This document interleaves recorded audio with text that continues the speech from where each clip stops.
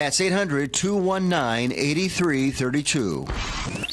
ESPN Blacksburg is W226AT Christiansburg, WPIN AM Dublin, and W246CR Christiansburg. Is the Drive Sports Center at the top of the hour. The Los Angeles Lakers picked up their third win of the season last night, besting the Dallas Mavericks 114-113.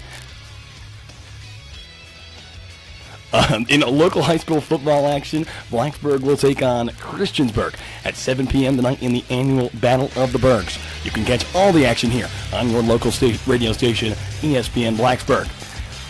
In basketball news, the NBA will consider whether Cleveland Cavaliers guard J.R. Smith's public acknowledgement Thursday that he wants to be traded constitutes a finable offense under the terms of the collective bargaining agreement. League sources tell ESPN. Smith, unhappy with his playing time, was asked by a reporter Thursday if he hoped to be traded. ESPN Blacksburg insider Paul Van Wagner reports that this is his first step on his way to rejoin his former teammate LeBron James and the Los Angeles Lakers. For your ESPN Blacksburg Sports Center, I'm Andrew Allen.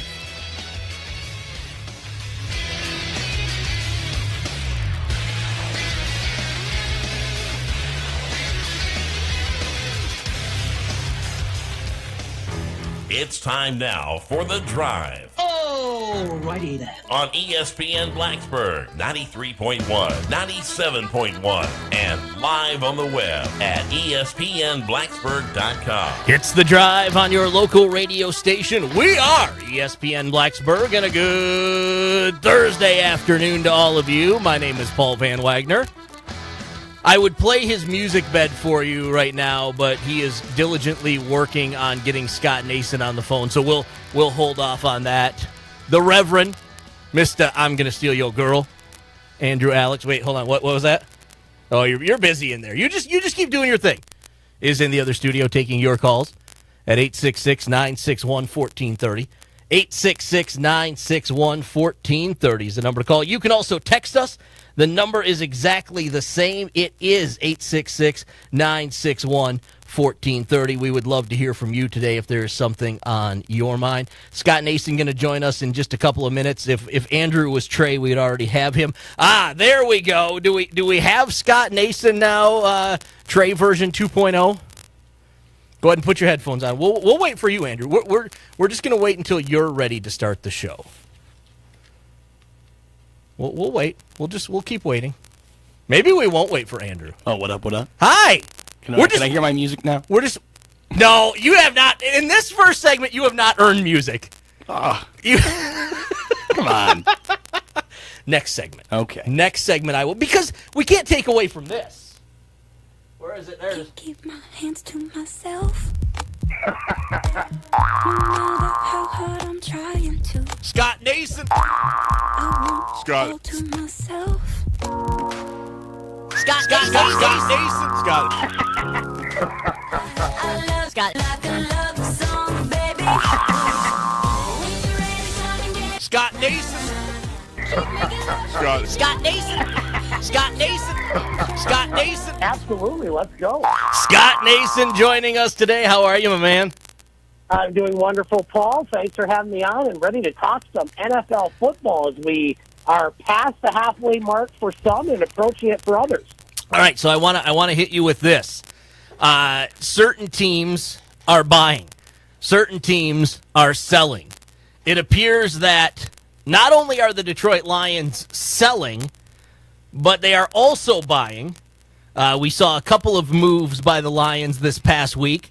One getting a player for the middle of their defense from the Giants. The other one trading away veteran wide receiver Golden Tate. What do you take? What do you make of these moves by my Detroit Lions and your former Detroit Lions, Scott Nason?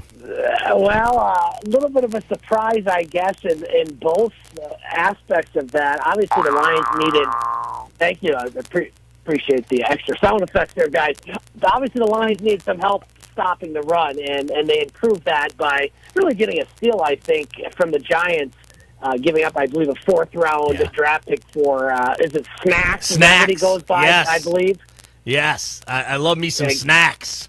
Yeah, well, and I think it's going to take him a little time to really show what he can for the Lions. Didn't do a whole lot in the game against Seattle. The Lions didn't do a whole lot in the game against Seattle. Golden Tate, I think, surprised many by this week. It definitely surprised me. I didn't think that he was even in the market to be shopped, but the Lions did get a third-round draft pick from Philadelphia, and I guess the Lions' thinking is they may not have gotten anything for him. Yep. At the end of the season, the Lions in a division that nobody quite knows what to make out of it right now, with all the teams being within one game of each other. So, I wasn't that upset at the Lions giving up Golden Tate. I think the receiving core is one of their strengths, but he's definitely going to be lost on the field for the Lions throughout this season, and I think they're going to be hard-pressed to make the playoffs at this point. Well, and you look at that NFC North, and even Green Bay is selling, and of course I have a lot of friends, as you do, that are Packer fans, and I bring up Ty Montgomery, and they say, well, he was cancerous in the locker room, he wasn't a team player, he wasn't this, he wasn't that, and I say, okay, well, what about Ha-Ha Clinton Dix going to, Andrew, where did Ha-Ha Clinton Dix go? The first place Washington Redskins. He went to the first place Washington Redskins. No bias there at all. And I get some spiel about end of his contract, not going to re-sign, blah blah blah. But it feels like, look, you can be a Packer fan, but you can be a realist. They're on the selling market also right now. I think they are, Paul. I mean, Aaron Rodgers obviously gives them a chance in any game, but they have a lot of holes to fill all across their roster at most positions, and they're looking for the future too. I mean, you look at this NFC North. I think most people thought Minnesota was the team to beat. I still think they are, although they haven't looked good at times. I mean, remember, this is the team that lost to Buffalo by 3 touchdowns at home. But people forget about that. A much different Buffalo team, obviously now, but Minnesota, I think, still is in line to win the North. And I think you got to put the Bears in that equation as well. I mean, with that defense, who, Khalil Mack obviously gave them something that they did not have. Mitchell Trubisky is looking pretty good. Obviously, he has a lot more weapons to work with. So I think both the Lions and Packers right now are looking at this saying, maybe this year is not it. Maybe we need to start looking at next year. Unfortunately for the Lions, we've seen that for about the last 50 years. Right, yeah. 1991 was the last time they won a playoff game. I don't know if you knew that or not. I did, yes. I did. Saints take on the Rams this week, Scott. This is a battle of top teams in the NFL, not just the NFL, but in the NFC. I mean, this you look at this potentially could be maybe a second-round playoff, maybe even an NFC championship game moving forward, depending on what the Redskins do, Andrew. Just a caveat there. The Redskins, Adrian Peterson just still hasn't stopped running from that 60-yard run. So, I don't know. I think he could run all the way into the Super Bowl. Is it like this? Yeah.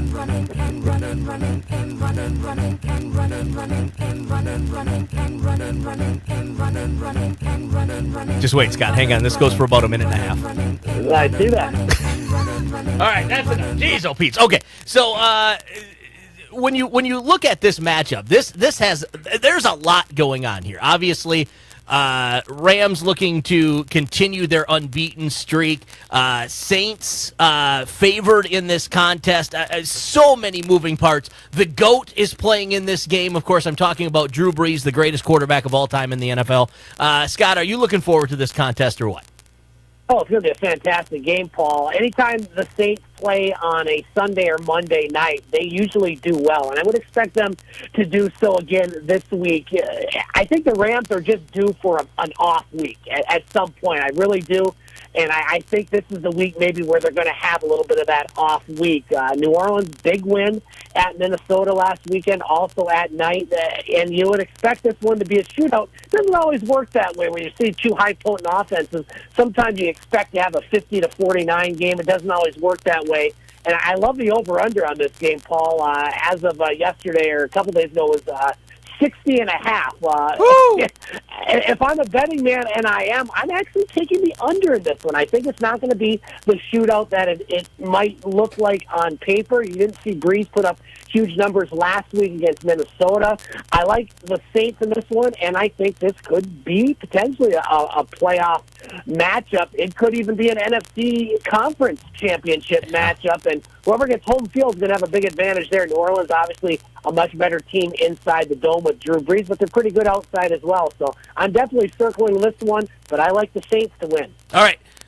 Andrew, I thought you did. I got a question. All right, shoot it. So just looking at, obviously, Scott, we know that you are within the realm of the NFC North. The Bears sitting in first, not far behind are the Vikings and the Packers. The Lions pretty close as well. All these teams within 2 games of each other.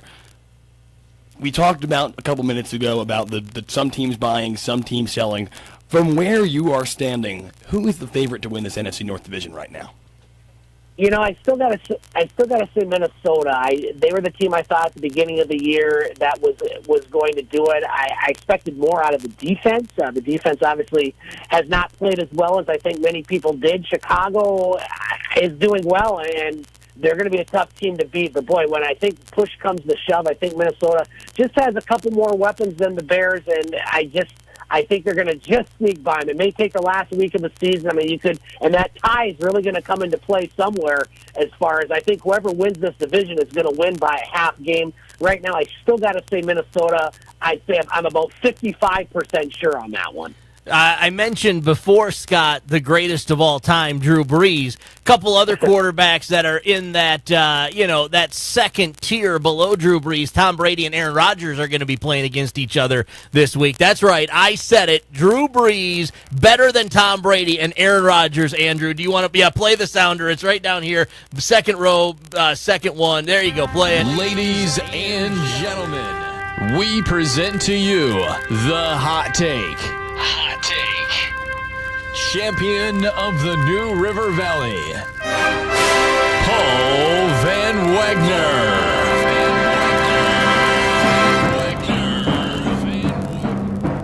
Drew Brees better than Tom Brady and Aaron Rodgers. He also says that Eli is the best quarterback in the NFC East. Scott Nason, Aaron Rodgers, Tom Brady taking on each other. I'm giving you a second or two to compose yourself here after that sounder. This is going to be a good matchup, I think. I hope, anyway. Well, I think anytime these two teams play Paul at will, and boy, you got me all excited. I thought Ric Flair was going to come out there for a minute with that almost with that little sound bite. You're close. Exactly. You're close, my man. Oh, very good. This was obviously another game, one of the biggest matchups of the weekend. Green Bay right now probably needs the game a little more than the New England Patriots did. The offense didn't have to do much Monday night in Buffalo.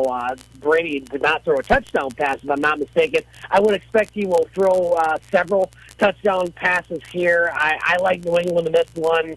I give Green Bay credit. They played the Rams close. I don't think this one's going to be as close.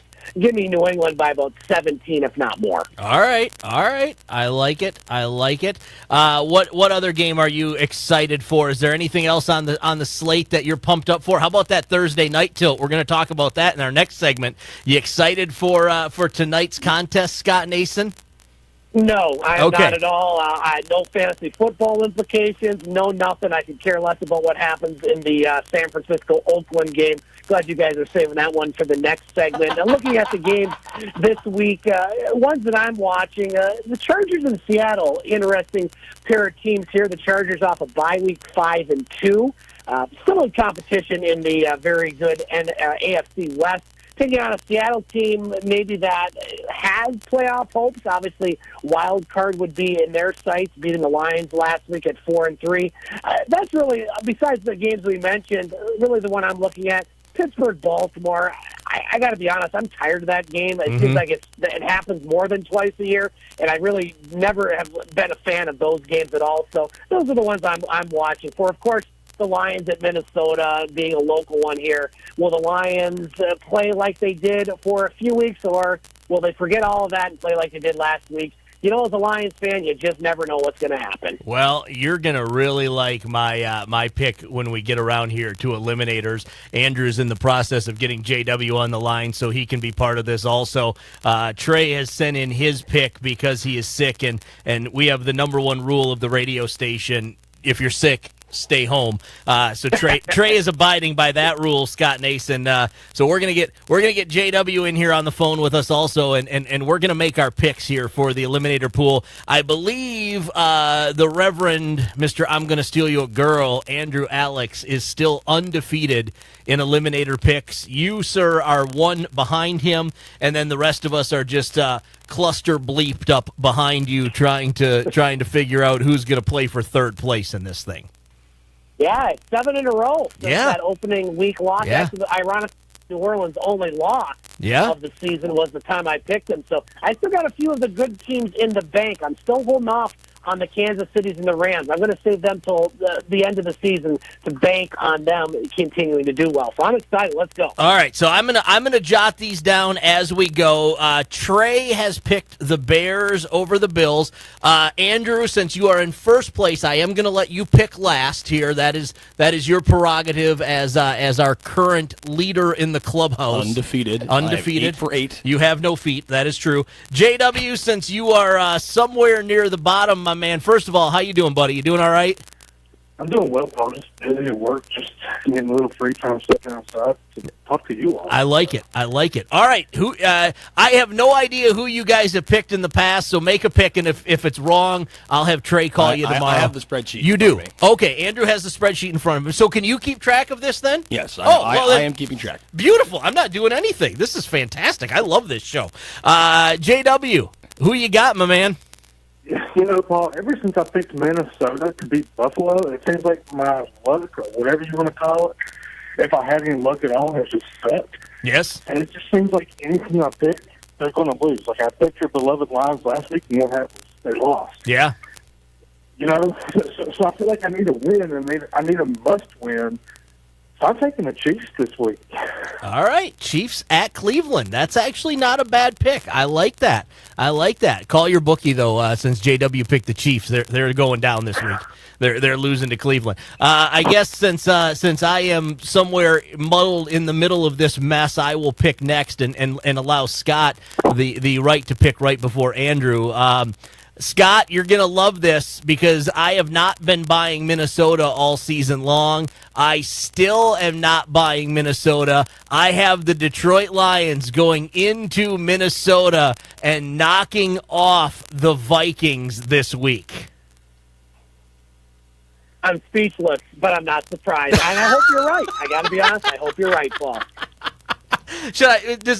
Andrew, does that warrant a sounder? Yes. Okay, all right, let's do it. Ladies and gentlemen, we present to you the Hot Take. Hot Take. Champion of the New River Valley, Paul Van Wagner.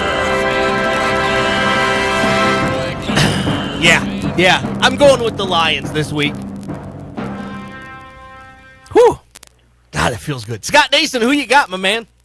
Well, again, sticking with my strategy of trying to keep the best teams until later on. A couple I've been going back and forth, and one that was already picked. I don't believe I picked the Bears. And correct me if I'm wrong. I'll take the Bears at Buffalo. Nathan Peterman starting for the Buffalo Bills. I love this stat, Paul. Yeah. Nathan Peterman has 86 complete passes, and 10 of those have gone to he's completed 38 passes, 10 to the opposition. Wow. His quarterback rating is 31.4, ironically what my calculus grade was in college. So give me Chicago on that one. I don't know if you can say Peterman on the air. I'll have to get a clarification on. I got to get a clarification on that. Stand by. Andrew, as the reigning, defending, undisputed champion of the Eliminator Pick'em Thursday afternoon BS pool, who you got? Well, Paul, I know it's tough because, like you said, JW picked them, so they're probably going to lose. But unfortunately, the way it shapes out right now is that I really have no one else I can pick other than the Chiefs over the Browns. So I'm wasting my Chiefs pick, and I will stay undefeated, and JW will get in the win column once again. Wow. I like that. Well, and it's funny because I looked at the bye week this week, and Jacksonville's off, Arizona's off, Indy's off, the Giants are off. Like all of the teams, right? All of the teams that you would look at to go, okay, who are they playing? They're not playing anybody. So we're getting hosed on that deal. Gentlemen, as always, thank you so much for doing this. Look forward to chatting with you guys again on Thursday. Thanks, Paul. All right, take care. There you go. Scott Nason, J.W. Gravely. They're just kind of hanging out. Apparently, my Google Assistant on my phone thinks that I'm talking to it. There you go. They're hanging out. They're doing their thing, working, playing, having some fun. We'll take a quick timeout. When we come back, there is a Thursday night football game, and we will preview it. Thank God we will only have about 5 minutes to do so. That's next on The Drive. A big hello to our listeners in Dublin. Thanks for tuning in to